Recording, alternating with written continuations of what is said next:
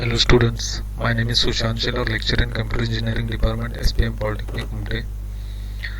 This is your seventh practical number 7, okay, program for two-dimensional transformation. Okay, हा तुमचा सातवा practical आहे,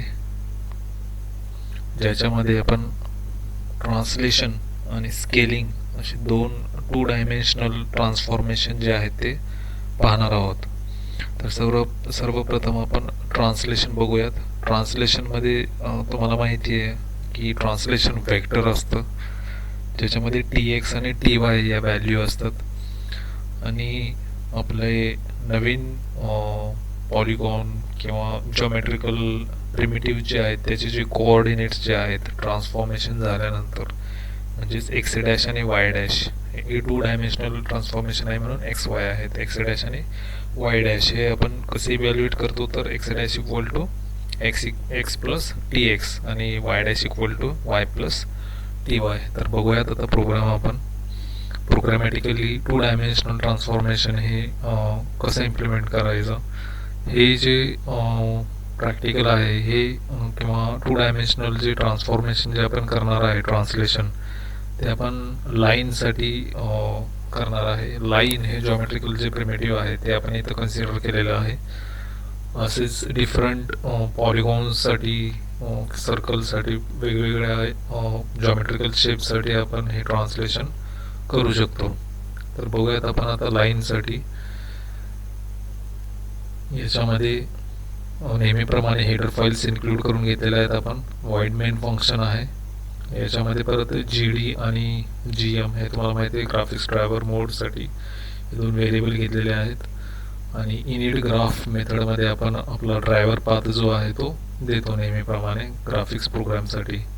okay, त्याच्यानंतर इथे आपण मॅट्रिक्स फॉर्ममध्ये इम्प्लिमेंटेशन केलेलं आहे, मॅट्रिक्स इम्प्लिमेंटेशन केलेलं आहे. त्याच्यासाठी मॅट्रिक्स इम्प्लिमेंटेशनसाठी आपल्याला ऑरे लागतो. तर हा 2x2चा मॅट्रिक्स आहे. ओके, म्हणून अरेमध्ये आपण जे पोझिशन जे घेतलेलं आहे ते 2x2चे आहेत. ओके, हा V(2) हा अजून एक अरे घेतलेला आहे, हा सिंगल अरे आहे, हा तुमचा ट्रान्सलेशन वेक्टरसाठी घेतलेला आहे. ओके, याच्यामध्ये 100 ही TXची व्हॅल्यू झाली आणि 150 ही TYची व्हॅल्यू झाली.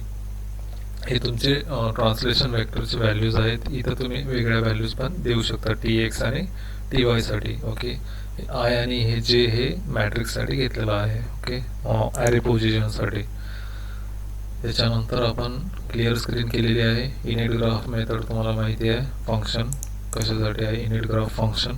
त्याच्यानंतर प्रिंटएफमध्ये आपण सर्वप्रथम काय करून घेणार आहे, तर इनिशियल आणि फायनल कोऑर्डिनेट जे असणार आहेत XY कोऑर्डिनेट्स तुमच्या लाईनचे. ओके, दोन पॉईंटचे इनिशियल पॉईंट आणि फायनल पॉईंट जो असणार आहे लाईनचा, त्याचे जे पर्टिक्युलर XY कोऑर्डिनेट जे आहेत ते आपण युजरकडून एंटर करून घेणार आहे. ओके, त्याच्यानंतर वाईल लूप आहे. या वाईल लूपमध्ये आपण तुमचा मॅट्रिक्स जो आहे तो फॉर्म करून घेतला इथं in the form of array. Okay, आणि त्याच्यानंतर ज्यावेळेस युजर इथं व्हॅल्यूज एंटर करणार आहे इनिशियल आणि फायनल कोऑर्डिनेट्सच्या तुमच्या लाईनच्या, ते तुमच्या मॅट्रिक्समध्ये आपण सेव्ह करून घेणार आहे. Okay, in the form of matrix. त्या पर्टिक्युलर अरे पोझिशन्समध्ये हे तुमचे व्हॅल्यूज जे आहेत ते स्टोअर करणार आहे.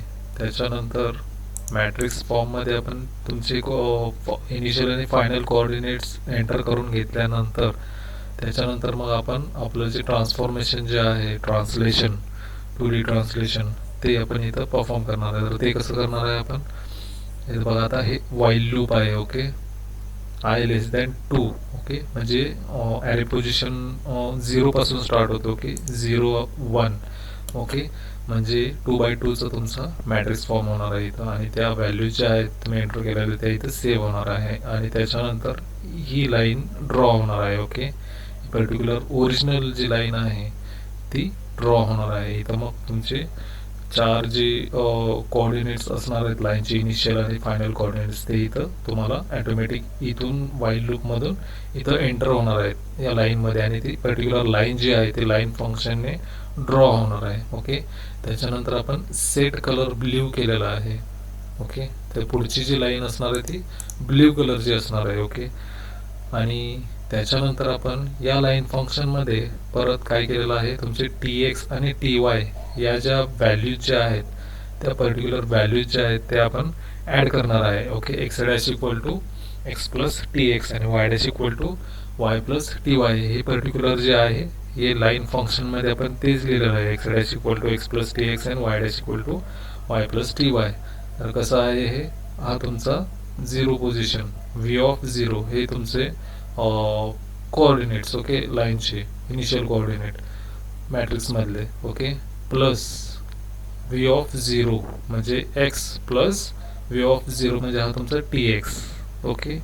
तसंच हा 0 1 म्हणजे हा झाला तुमचा वाय, ओके. व्ही ऑफ 1 म्हणजे हा TY म्हणजे हा काय झाला एक्स प्लस TX, हा काय झाला वाय प्लस TY, ओके. परत सेम तसंच फायनल कोऑर्डिनेटसाठी हे तुमचे इनिशियल कोऑर्डिनेटसाठी झाले 2XY आणि हे जे आहेत ते फायनल कोऑर्डिनेटसाठी. मग हा परत काय झाला एक्स प्लस TX आणि वाय प्लस TY, ओके. तर अशा प्रकारे हे ट्रान्सलेशन व्हेक्टरचे जे व्हॅल्यूज आहेत ते तुमच्या लाईनच्या कोऑर्डिनेट्समध्ये ॲड केलेले आहेत इथं या लाईन फंक्शनमध्ये. आणि मग पर्टिक्युलर लाईन जी आहे ती ड्रॉ होणार आहे कोणत्या कलरमध्ये, ब्ल्यू कलरमध्ये, कारण आपण इथं कलर ब्ल्यू कलरचं सेट केलेला आहे, ओके. तर त्याच्यानंतर आपण गेट CH आणि क्लोज ग्राफ हे फंक्शन्स कॉल केलेले आहेत इथं. तर बघूयात आता हा प्रोग्राम रन करून आपण.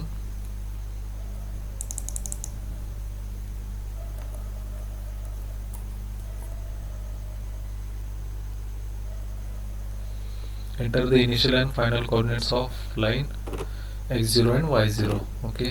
तर इनिशियल कोऑर्डिनेट्स आपण समजा 100 150, त्याच्यानंतर x1 y1 चे व्हॅल्यूज समजा आपण 200 आणि 250 हे x1 y1 घेतले. तर तुम्हाला इथं आउटपुटमध्ये दिसत आहे व्हाईट कलरची जी लाईन आहे ती तुमची ओरिजिनल लाईन आहे आणि त्याच्यानंतर ट्रान्सलेट झालेली जी लाईन आहे पर्टिक्युलर ती ब्ल्यू कलरमध्ये दिसते तुम्हाला इथं, ओके. तर हे 2 डायमेन्शनल ट्रान्सलेशन आहे ज्याच्यामध्ये जॉमेट्रिकल प्रिमिटिव्ह किंवा ऑब्जेक्ट जो आहे तो एका पोझिशनपासून आपण दुसऱ्या पोझिशनमध्ये ट्रान्सलेट करतो, ओके. म्हणून याला 2 डायमेन्शनल ट्रान्सलेशन असं म्हटलं, ओके. तर हे होतं तुमचं 7th प्रॅक्टिकलचा first part translation, okay. First 2 part आहे त्या प्रॅक्टिकलमध्ये. 7th प्रॅक्टिकलमध्येच पुढचं जे आहे ते आपण पुढच्या प्रॅक्टिकलला बघणार आहोत. हे होतं 2 डायमेन्शनल ट्रान्सलेशन, ओके. थँक्यू.